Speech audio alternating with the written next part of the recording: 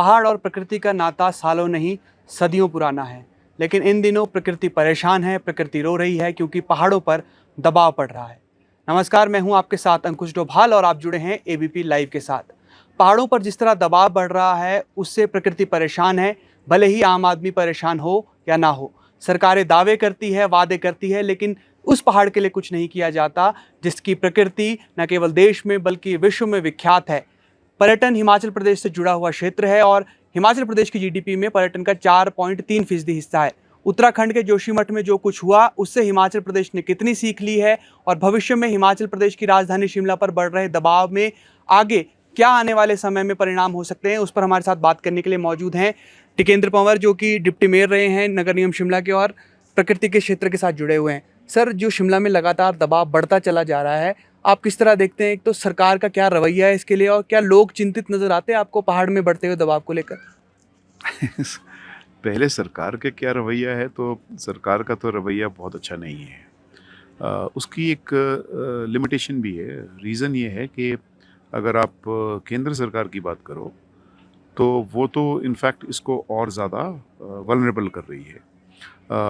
उसने जो पहले हमारे एनवायरनमेंट इम्पैक्ट असेसमेंट होता था, मान लीजिए अब जैसे 4 लेन हो रहा है प्रोजेक्ट है, इसका क्या पर्यावरण पर असर पड़ेगा, तो उसके EIA रिपोर्ट होती थी, उसको डाइल्यूट कर दिया है और नया तरीके से उसको रॉबस्ट के नाम से कहा कि रॉबस्ट बनाने के लिए जो जितनी जल्दी EIA देगा उतना जल्दी उसको उसकी स्टैंडिंग होगी। तो उसका मतलब ये कि आपको EIA चाहिए नहीं, तो साफ साफ है कि आप सिर्फ प्रोजेक्ट बनाओ, प्रकृति को भाड़ में जाने दो। अब राज्य सरकारों पे हम बात करते हैं। राज्य सरकार का ये है कि उनको ये कहा गया है आपको अपने रिसोर्सेज को जनरेट करने हैं। पैसा चाहिए कि नहीं चाहिए? तो बोलेंगे पैसा तो चाहिए हमारे को। पैसा अपने आप तो जैसे हिमाचल है 70,000 करोड़ का डेट है, कहाँ से पैसा लाओगे? तनख्वाह भी देने लायक क्षमता नहीं रहेगी। तो पैसा लाओगे आप अपने जो नेचुरल रिसोर्सेज है उसका दोहन करके, वो दोहन कहते हैं, मैं कहता हूँ एक्सप्लॉयटेशन करके। उसमें 3 मुख्य चीज़ें हैं हिमाचल प्रदेश में, जैसा आपने राइटली पॉइंट आउट किया। टूरिज़्म, दूसरा है आपका हाइड्रो पावर और तीसरा सीमेंट के उसमें कि आप ठीक है सीमेंट ज़्यादा कारखाने लगाओ, आपका सीमेंट की जो प्रोडक्शन होगी उस पर आपको स्टेट GST निकलेगा और आप उससे पैसा कमाओगे। हाइड्रो पावर लगाओ, आप पैसा तो अपने नहीं लगाओगे, पानी है आपके, तो आप अपना जितना भी रॉयल्टी बनती है, पहले 12% थी अब 15% है, उसको डिस्ट्रेस कॉस्ट कहते हैं।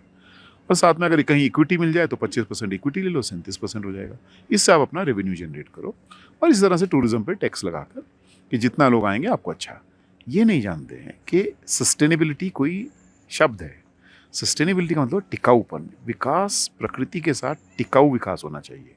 और हिमालय पर्वत जो है, हिमालय पर्वत अभी फॉर्मेटिव स्टेज में है।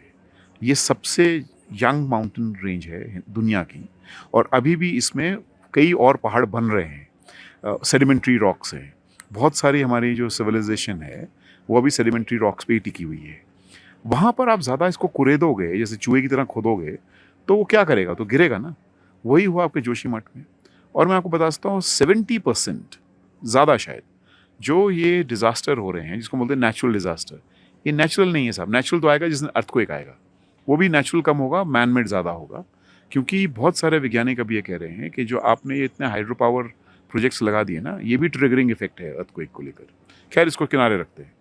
तो मैन मेड डिज़ास्टर आपका जोशीमठ, जिसमें आपने विष्णुगढ़ जो प्रोजेक्ट है हाइड्रो पावर प्रोजेक्ट 500 मेगावाट के आसपास है शायद, उसकी टनल खोद दी। पहले तो जो एक ऑस्ट्रियन कंपनी तो भाग गई क्योंकि उसने कहा ये तो पूरा इकोलॉजिकल डिज़ास्टर है, तो आपने एक हिंदुस्तान की कंपनी को देकर काम करना शुरू किया और आपने पूरा 20,000 लोगों का जो कस्बा था वो पूरा डुबा दिया। अभी जब मैं आपसे बात कर रहा हूँ, पिछले कल हमारे हिमाचल प्रदेश में जो कंधार गांव है वो ख़त्म हो गया है, स्लाइड हो गया है सिर्फ प्रोजेक्ट की वजह से।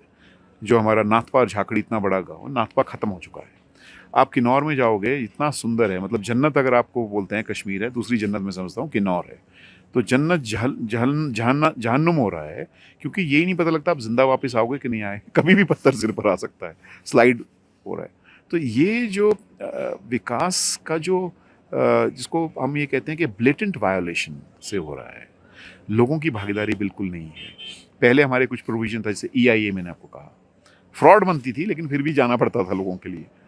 अभी हमारे पास था कि आपको ग्राम सभा ने अगर कह दिया कि नहीं बनाओगे तो नहीं बना सकते थे आप प्रोजेक्ट, वो ख़त्म कर दिया। तो ये विकास किसके लिए है? विकास तो लोगों के लिए है, क्योंकि प्रकृति और लोग जुड़े हुए हैं। प्रकृति नहीं है तो लोगों का मतलब नहीं है, ये हमारे से पहले है यहाँ पर। तो ये जो पुश है सेंट्रल गवर्नमेंट से और इवन मल्टीलैटरल एजेंसी से, जो फंडिंग एजेंसीज है, जैसे विश्व बैंक का मैं नाम लेता हूँ। विश्व बैंक आपका सतलुज पे भी है, पूरी फंडिंग कर रहा है हाइड्रो पावर की, और वहाँ पर वो जो आपका जोशीमठ में जो प्रोजेक्ट है उसमें भी वही कर रहा है। टूरिज्म की पूरी पॉलिसी वो लिख रहे हैं यहाँ पर। तो ये चार धाम यात्रा की तैयारी हो रही है। चार धाम कभी बनेगा ही नहीं, आप देखना, कभी रोड टिकेगा ही नहीं वो, क्योंकि सेडिमेंट्री रॉक्स है ना। आप मतलब आप समझते हैं सेडिमेंट्री का मतलब क्या है? मलबा निकल कर यार पहाड़ निकल रहा है, और अभी बन ही रहे हैं पहाड़। तो ये विकास तो टिकाऊ नहीं है, और ये सिर्फ इसलिए कि आप रिसोर्स जनरेट करने के एक मतलब एलिबाय लेकर कि नहीं आपको कैसे करोगे आप। अरे स्टेट चलाना, हम तो लोग बोलते बिजली कैसे पहुंचेगी, हमने तो 1980 में बिजली पहुंचा के दिखाई ना डॉक्टर परमार ने। बहुत नुकसान तो नहीं किया। जब आज भी यूपी में हर घर में बिजली नहीं है। वो कुछ बच्चियों का मैं एक इंटरव्यू देख रहा था कि कोई मैच देखना था, उन्होंने तो एक जनसेट उधार लेकर आएंगे यूपी के गांव में। हम 1980 में हर घर में बिजली पहुंचा चुके हैं। विकास तो हुआ ना। लेकिन ये विकास तो टिकाऊ नहीं है ना, कि दिल्ली में अगर पानी नहीं है, आप हमारे यहाँ आकर हिमाचल में रेणुका डैम बनाओगे, वो हमारा फॉरेस्ट हज़ारों एकड़ डुबा दोगे, और फिर आप थोड़ा कॉम्पनसेशन दे दोगे लोगों को, उनके ट्रक चलेंगे, वो भी बंद हो जाएंगे जब सीमेंट प्लांट बंद हो जाएंगे, और वो पानी आप ले जाओगे। ये क्या तरीका है? ये तो डेवलपमेंट नहीं, ये तो लूट है। क्योंकि प्रकृति को खासकर 90 के बाद से एक बाजार की वस्तु के रूप में इस्तेमाल किया गया है, जो कि सैक्रोसैंक्ट थी, मतलब जिसको पूजा जाता था। कौन पूछता है साहब? आज जो मर्जी आप जेसीबी लगाओ, कहीं भी लगाओ, कौन परवाह मार रहा है? तो उस वजह से ये मैन मेड डिजास्टर है।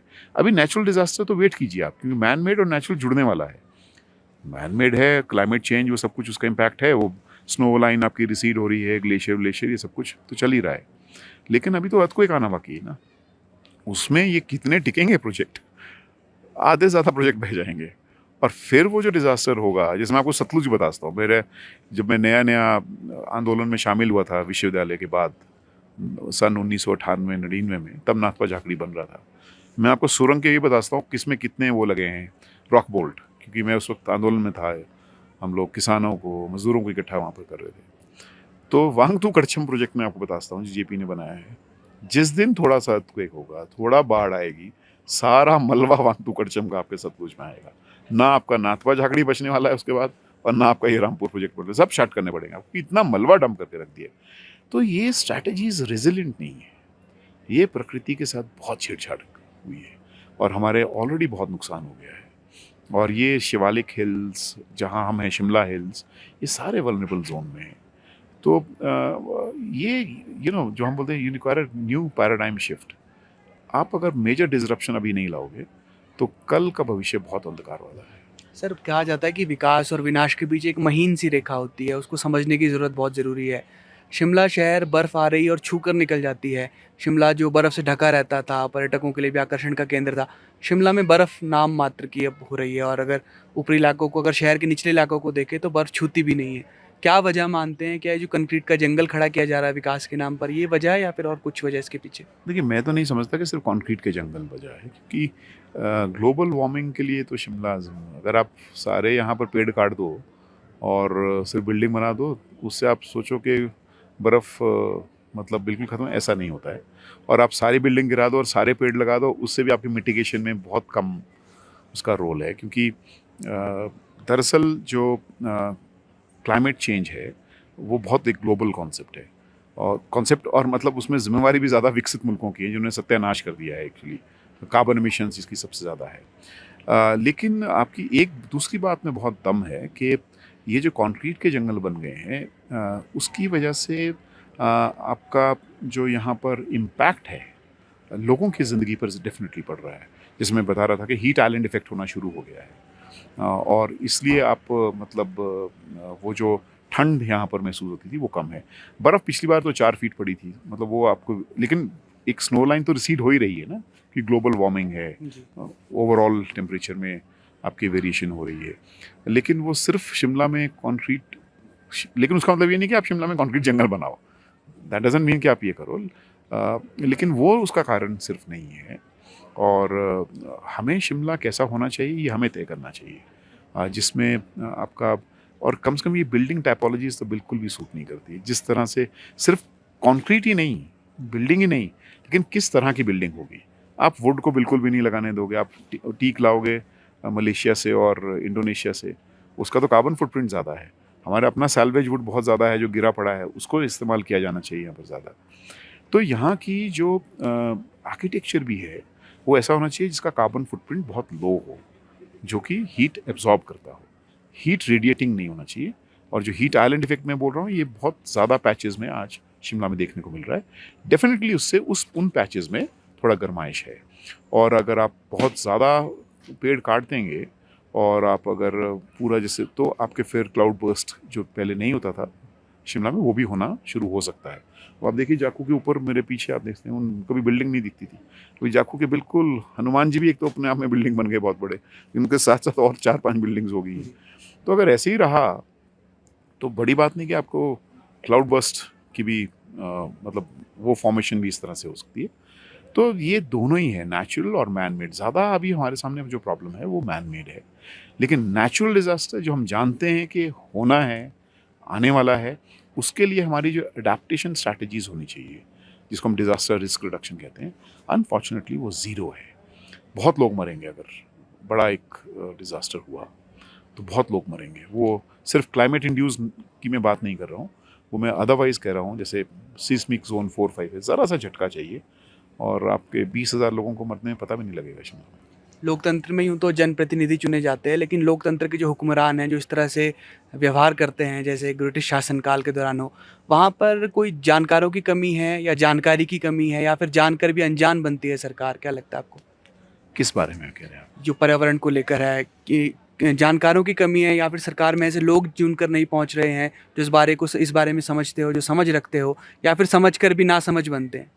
बहुत कॉम्प्लेक्स सवाल है आपका। मैं समझता हूँ कि जानकारी की कमी तो नहीं है, क्योंकि अभी जो IPCC रिपोर्ट आई है, inter governmental panel on climate change, सब कुछ वेब पे पड़ा है ना, तो वो तो एक तरह से बाइबल मानी जाती है क्लाइमेट पे। वो चिल्ला चिल्ला के बोल रही है कि यार सुधर जाओ तुम लोग मतलब हम सब लोग, नहीं तो बचेंगे नहीं। तो जानकारी की कमी नहीं है, फिर क्यों नहीं हो रहा है? मुझे लगता है इसमें बहुत सारे बिजनेस इंटरेस्ट भी है। और मैं आपको किस्सा सुना सकता हूँ अगेन नाथपा चाकड़ी का। वहाँ इटालियन इम्प्रेजुलो कंपनी थी जो बना रही थी HCC के साथ एक पैच नाथपा चाकड़ी का। तो उन्होंने बोला अब इतनी दूर से है, बोला हम 100% हार्नेस कर चुके अपना हाइड्रो पावर, इसलिए हमारा पुश है, इसलिए हम विश्व बैंक को पुश करते हैं कि आपको लोन दें, और आप लोन लेते हो, पैसा आपको मिलता है। 1500 करोड़ का शायद उस वक्त था, मुझे एग्जैक्ट पता नहीं है। 1000 मेगावाट का वो प्रोजेक्ट है, 1500 मेगावाट का प्रोजेक्ट है, 1000 मेगावाट वांगतू करचम था। इसी तरह से तो ये एक्चुअली एक साजिश है, जानकारी कमी नहीं। और उस साजिश में ये पूरा मतलब जिसको हम बोलते हैं ना, ये तिकोना है, मतलब ये त्रिशूल है, जिसमें केंद्र सरकार एक बड़ा रोल प्ले करती है, मल्टीलैटरल एजेंसीज जो पुश करती है आपको कि पैसा हमारे से लो ना, आपके पास नहीं है पैसा, हम बना कर देते हैं। और तीसरा ये जो बिजनेस इंटरेस्ट है, जो मतलब जिसमें राज्य सरकार, तो मैं समझता हूँ एक तरह से विक्टिम का ज़्यादा अदा कर, लेकिन उसके लिए भी ये है जैसे जोशीमठ में आपके चीफ मिनिस्टर ने बोल दिया जो भी छापेगा हम उनके खिलाफ कार्रवाई करेंगे। ये तो मतलब सरासर वो है ना। तो ये मुझे ऐसा लगता है, मतलब तीसरे में ब्यूरोक्रेसी का एक बड़ा हिस्सा, जो ब्यूरोक्रेसी आज प्ले कर रही है। आधे से ज़्यादा ब्यूरोक्रेट तो आपके वर्ल्ड बैंक में नौकरी करके वापस आते हैं। सारे बेईमान नहीं होते हैं, लेकिन वो भाषा वैसी बोलते हैं। तो ये कि डेवलपमेंट सिर्फ और सिर्फ लोन लेकर ही हो सकती है, विश्व बैंक से पैसा ले लो और जगह से पैसा ले लो, वही आपके शहरों को खूबसूरत बनाएंगे। मुझे लगता है ये साजिश है, और ये साजिश इतनी बड़ी है, इनकी ताकत इतनी बड़ी है, इसमें बहुत सारे वैज्ञानिक भी उनके जोशीमठ में अभी तक नहीं कोई बोल रहा है कि हाइड्रो पावर प्रोजेक्ट की वजह से जोशीमठ बैठा है। तो आप समझ सकते हैं इसकी ताकत क्या है। दूसरी बात आपने कही थी लोगों को नहीं लग रहा है, लोगों को पता लग रहा है, लेकिन लोगों की जो अभी इश्यूज़ हैं वो लाइवलीहुड इश्यूज़ हैं। राशन मिलेगा कि नहीं मिलेगा, वो भी इम्पॉर्टेंट है ना। सिलेंडर का रेट आप देखिए कहाँ जा रहा है। तो क्लाइमेट जो कि अपने आप में बहुत बड़ा लाइवलीहुड इशू है, जैसे मैं उदाहरण आपको देता हूँ जो पॉलिटिकल, क्यों ये पॉलिटिकल इशू होना चाहिए। क्लाइमेट सिर्फ क्लाइमेट साइंटिस्ट काम नहीं है या एनवायरमेंटलिस्ट का काम नहीं है क्लाइमेट को रेज करना, ये पॉलिटिकल क्वेश्चन है। जैसे मैं बार बार इस बात को कहता हूँ कि जब मैं पेरिस में क्लाइमेट टॉक्स में था, मैं भी डेलीगेट था उसमें, जब ये COP15 क्लाइमेट डील हो रही थी, बहुत लोगों को आशा थी उससे। और उस वक्त US बैकआउट कर गया था, ट्रंप उनका राष्ट्रपति, उसने कहा मैं नहीं मानता इसको। तब वहाँ के मेयर हमारे दोस्त हैं और भी बहुत सारे थे, उन्होंने कहा आप घबराइए मत, हम शहरों से दबाव डालेंगे, ये पॉलिटिकल क्वेश्चन है हमारे लिए। हालांकि वही बर्बादी के लिए भी जिम्मेवार हैं, US दुनिया में सबसे बड़ा पोल्यूटर है आज। तो आप देखिए उसका नतीजा क्या हुआ है। उनके पॉलिटिकल दबाव से ना सिर्फ उन्होंने वहाँ के राष्ट्रपति को हराया, और भी रीज़न थे, लेकिन बड़ा रीज़न ये था क्लाइमेट। और अब न्यू ग्रीन डील की बात हो रही है। इस तरह से इंग्लैंड में आप लेबर पार्टी का अगर मैनिफेस्टो देखेंगे, हमारे आप छोड़िए, अभी स्टेट असेंबली का इलेक्शन हुआ, मैनिफेस्टो में एक डिमांड दिखाई है क्लाइमेट पे जो हुई हो। मतलब मैं रो पिट के यहाँ बता रहा था, मैंने एक भी फ्लेक्स नहीं लगाया। मैंने बोला यार सबसे गंदा होता है फ्लेक्स, क्योंकि ये सबसे ज़्यादा नॉन बायोडिग्रेडेबल वेस्ट, मैंने लगा यूज़ नहीं किया। कल भी मैं बुकर ताले बैठा था, हम लोगों ने पोस्टर चार्ट लगाए, ये कॉन्शियसनेस को, लेकिन कितना है ये अभी लोगों में, इसको घर करना ज़रूरी है और ये समझाना ज़रूरी है कि ये हमारे ज़िंदगी से जुड़ा हुआ है। अगर आए दिन स्लाइड होगा, जो गांव ख़त्म हो गया, कितना मर्जी यार, IAS ऑफिसर भी होगा, घर गया ना उसका। इसी तरह से शिमला में अगर आपका एक बड़ा पैच गया तो पूरी पूंजी गई ना, उसकी एसेट की जो लॉस है। जैसे एक रिपोर्ट है जो मतलब बहुत कमाल का काम हुआ है, वो है anatomy of a silent crisis. अगर आप उसको गूगल सर्च करेंगे आपको मालूम पड़ेगा कि जो क्लाइमेट इंड्यूस्ड डिज़ास्टर है, 98% डिज़ास्टर जो है ना वो साउथ एशिया में, एशियन कंट्रीज़ में होता है। एसेट्स 99% डेथ्स जो है वो आपके एशिया में और साथ में लीस्ट डेवलप्ड कंट्रीज़ में है। लीस्ट डेवलप्ड कंट्रीज़ का 5% भी नहीं है कार्बन फुटप्रिंट अगर आप देखोगे। तो कुल मिलाकर समझना ये है कि ये दरअसल इश्यूज़ लोगों के हैं। और अगर हीट आइलैंड ज़्यादा हो जाएगा, आप काम नहीं कर पाओगे 2 घंटे दिन में। अब दिल्ली में यही हो रहा है जी। आपके हीट आइलैंड इफेक्ट हो रहा है, साथ में गर्मी इतनी हो रही है, नौकरी जा रही है ना, कैसे करोगे काम? Middle class, upper middle class तो फिर भी एयर कंडीशन में रहेगा, उसका भी फिर फर्क पड़ता है। तो ये लाइवलीहुड के इश्यूज़ हैं, ये सिर्फ इश्यूज़, ये अनफॉर्चुनेटली भी थोड़ा टाइम लगेगा। जब आप बहने और ढहने की बात कर रहे हैं, तो हमारे ठीक पीछे जो रिज के नीचे टैंक बना है, वाटर टैंक, उसे लेकर लोगों में बहुत डर रहता है। कभी रैलियां होती है, शपथ ग्रहण समारोह हो या फिर नए साल का जश्न मनाना हो या प्रधानमंत्री की रैली हो, रिज पर रैली का आयोजन होता है और उस वक्त सवाल उठाए जाते हैं कि ये गलत है। लेकिन फिर उसके बाद दोबारा वही, चाहे सरकारें बदली, हुक्मरान बदले, लेकिन जो व्यवस्था है वो वही रहती है। तो ये जो रिज को लेकर खतरा है, वाटर टैंक को लेकर, कितना बड़ा है ये खतरा, और अगर ऐसा हुआ जैसे आशंका जताई जाती है तो कितना नुकसान शहर को हो सकता है इससे? देखिए, रिज को खतरा इससे तो नहीं है जो कम से कम स्लाइड हो रहा है, लेकिन रिज को खतरा अपने आप से है। तो आप अगर अभी इसके बाद जाएंगे, आप सिर्फ परत देखिएगा, जो रिज जब बना था, टैंक गोरे बना के थे, और उसके बाद आज, जिसमें हमारी भी कंट्रीब्यूशन है, ऐसा नहीं है, उसमें 5 फीट की लेयर पड़ चुकी है। अब आप इसका वॉल्यूम लीजिए, अगर 5 फुट की लेयर पड़ चुकी है इस कंक्रीट का, उसको अगर आप वॉल्यूम में नापेंगे तो आपको पड़ेगा कि 10 मंजिला मकान आप ऑलरेडी बना चुके हैं इसके ऊपर। अब 10 मंजिला मकान, इसके सहने की क्षमता, ये टूटेगा, और इसके ऊपर लेंटल भी नहीं है जो उसको रिटेन कर सके, ना ही कोई रीइंफोर्समेंट है साइड से। तो इसने तो जाना है, लेकिन ये जाना आजू बाजू की वजह से नहीं, अपने वजन से ही। सबसे पहले इसको कुरेद को रिज को साफ करना पड़ता है। जो 5 फीट की लेयर डाली है इसमें, अगर बचना है, और डेफिनेटली इसके ऊपर रैलीज वैलीज तो बिल्कुल नहीं होनी चाहिए। वो हम लोगों ने पहले भी लिखा था। इनफैक्ट उस समय हमारे प्रधानमंत्री जी की रैली थी, तो हम लोगों ने कहा कि आप मत कीजिए यहाँ पर रैली। मैं भी ऑफिस में ही था, डिप्टी मेयर था उस वक्त शिमला में, तो वो उनके जो सिक्योरिटी वो मेरे ऑफिस में ही घूमती रही कि आप परमिशन दूंगा, मैं तो बिल्कुल नहीं दूंगा। तो अल्टीमेटली फिर कमिश्नर ने दी कि मैं जिम्मेवार हूँ, तू जिम्मेवार होगा, मैं जिम्मेवार नहीं हूँ।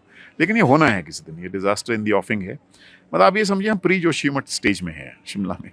जोशीमठ हो चुका है, हम प्री जोशीमठ स्टेज में। कभी भी कुछ होने की तैयारी आप तैयार रखिए, क्योंकि हमारी बिल्डिंग स्ट्रैटेजीज फॉल्टी है। ये प्लेन का कॉपी पेस्ट मॉडल है। ये रियलाइज़ नहीं कर रहे हैं कि ये पहाड़ कौन से हैं। वैज्ञानिक बता रहे हैं ये पहाड़ अभी फॉर्मेटिव स्टेज में है, तो ज़्यादा छेड़छाड़ करना ठीक नहीं है। सर, बात करने के लिए शुक्रिया sir. Thank you so much.